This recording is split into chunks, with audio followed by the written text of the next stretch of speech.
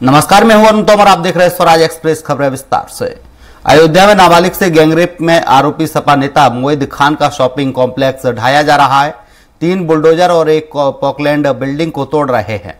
2 मंजिला complex 4000 square feet में बना है। इसकी कीमत 3 करोड़ रुपए है। 4 कंपनी पीएसए और कई थानों की फोर्स मौके पर है। प्रशासन का दावा है कि कॉम्प्लेक्स का 1/3 हिस्सा अवैध तरीके से बनाया गया है।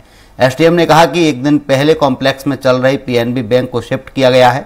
19 दिन पहले सपा नेता की 3000 वर्ग फीट पर बनी बेकरी पर बुलडोजर चला था। अयोध्या में 25 से 12 जुलाई को रेप का मामला सामने आया था।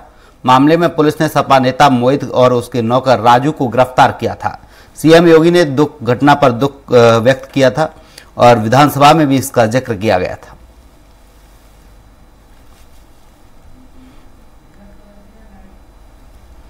इस खबर पर ज्यादा जानकारी के लिए सहयोगी संवाददाता घनश्याम निशान चौरसिया हमारे साथ लाइव जुड़ गए हैं।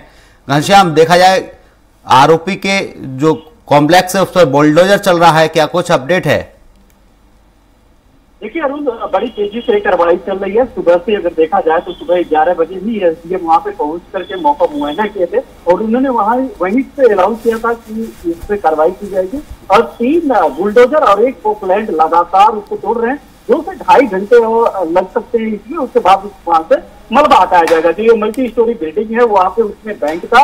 इसके पहले उसके जो मोहित खान मुख्य अगर आरोपी जो समाजवादी पार्टी का नेता भी है, उस पर कार्रवाई करते हुए उसकी जो बेकरी थी, बेकरी की जांच के बाद से उसको बुलडोज कर दिया गया था, उसको ढा दिया गया था। उसके बाद इस बिल्डिंग को भी वहां राजस्व विभाग ने मुआयना किया था, जिसमें पाया गया कि ये जो मल्टी स्टोरी बिल्डिंग है, ये जो 3 मंजिला, इसका 1/3 हिस्सा भी अवैध है और सरकारी जमीन पे बना हुआ है। ये प्रॉपर्टी वो गवर्नमेंट से प्रॉपर्टी है। तो कार्रवाई करने के लिए उसको तोड़ा जाना था, लेकिन उसने वो बैंक को रेंटेड आउट किया था।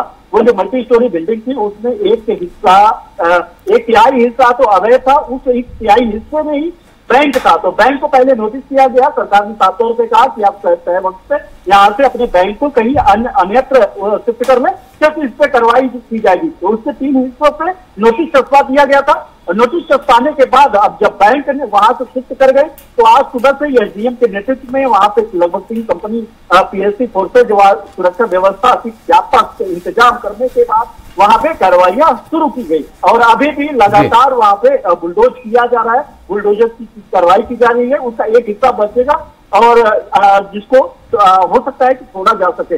लेकिन अगर उसके अलावा उसके इतर देखा जाए तो मदरसा कांड के बाद मदरसा में एक नाबालिग बच्ची के गैंगरेप के मामले में 12 जुलाई को गैंगरेप के मामले में यह साफ हुआ था कि वो नाबालिग बच्ची महज 12 साल की है और 12 साल की उम्र में ही वो प्रेग्नेंट हो गई है। वो उसकी हालत लगातार खराब हो रही है। जब ये मामला पता चला, परिजनों को पता चला, तो वहां के प्रशासन के भी हाथ पांव खुल गए। हालांकि तत्कालिक अगर वक्त से देखा जाए तो वहां पे जो लोकल पुलिस यूनिट थी वो उसमें लापरवाही करते हुए दिखाई दी, क्योंकि ये भी बताया जा रहा है कि जो चौकी था वो चौकी भी उसी नेता के घर में ही चल रहा था। तो ऐसे में कार्रवाई करने के जगह पर लिपापोती और खुद उसके उलट पीड़ित को धमकाया जाने लगा। बच्ची की तबीयत खराब हुई, बच्ची को अस्पताल लाया गया। जब उसने नाम लिया राजू खान और मोहित खान, जो बेकरी में चॉकलेट देने के बहाने, जिस तरीके के आरोप लगाया गया है, चॉकलेट देने के बहाने उसका गैंगरेप किया गया, उसकी वीडियो बनाई गई और कुछ दिनों के बाद ये पता चला कि वो लड़की प्रेग्नेंट भी है। हालांकि उसके बाद उसको वहां पे अयोध्या में भर्ती कराया गया। अयोध्या के बाद भर्ती कराने के बाद उसे राजधानी लखनऊ में शिफ्ट कराया गया।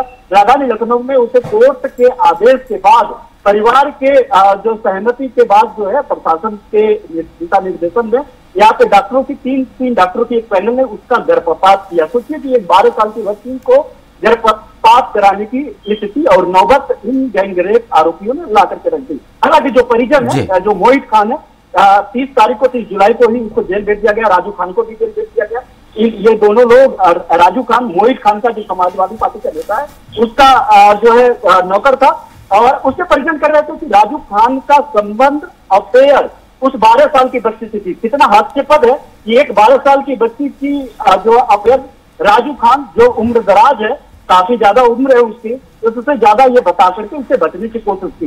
लेकिन चूंकि पुलिस का डंडा चला, सरकार की नजर मोहित खान को पड़ी और इस मामले में कार्रवाइयां तेज हुई और कार्रवाई से पहले बेकरी तोड़ा गया, बुलडोज किया गया।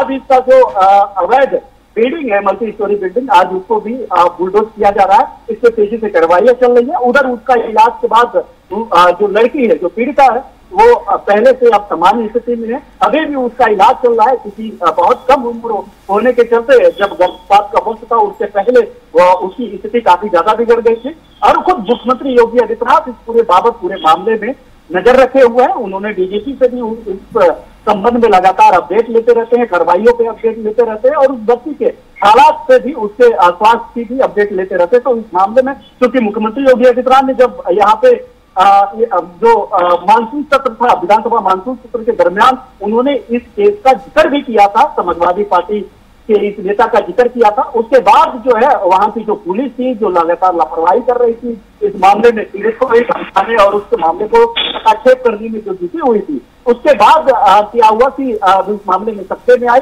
कार्रवाइयां तेज की। लेकिन मुख्यमंत्री को जो रिपोर्ट मिली, वह मुख्यमंत्री योगी ने उनको साफ तौर पर समझ में आ गया कि इस मामले में लीपापोती करके समाजवादी पार्टी के गैंगरेप आरोपी को बचाने की कवायद की गई है। तो ऐसे में वहां पे तमाम लोगों को सस्पेंड भी किया गया, हटाया भी किया, और उस पर कई कार्रवाइयां की गई। तो इसमें लगातार अगर देखा जाए मोहित मामले में लगातार जो सरकार कार्रवाइयां कर रही है, और इसी कड़ी में आज जो है उसका घर भी बुलडोज किया जा रहा है। माफ करिएगा, बेकरी के बाद उसका मल्टी स्टोरी जो बिल्डिंग थी उसको भी बुलडोज किया जा रहा है। 1-2 घंटे बाद वो पूरी तरीके से उसको तोड़ करके खत्म कर दिया जाएगा। प्रशासनिक तौर पर किसी तरीके का दिक्कत ना हो, किसी तरीके की वहां पे समस्या न पैदा हो, इसको लेकर के प्रशासनिक अमला में एहतियातन वहां पे पुलिस फोर्सेज बढ़ा दिए गए हैं। कई कंपनी पीएससी भी वहां पे बुला दी गई है, लोकल पुलिस भी लगाई गई है, फोर्सेज भी पूरी तरीके से लगा दिए गए हैं, और उस फोर्सेज के दिशा सुरक्षा में और एसडीएम के दिशा निर्देशन में वहां पे बुलडोज की कार्रवाइयां लगातार अभी भी जारी है। जी घनश्याम, तमाम जानकारी के लिए आपका बहुत बहुत शुक्रिया।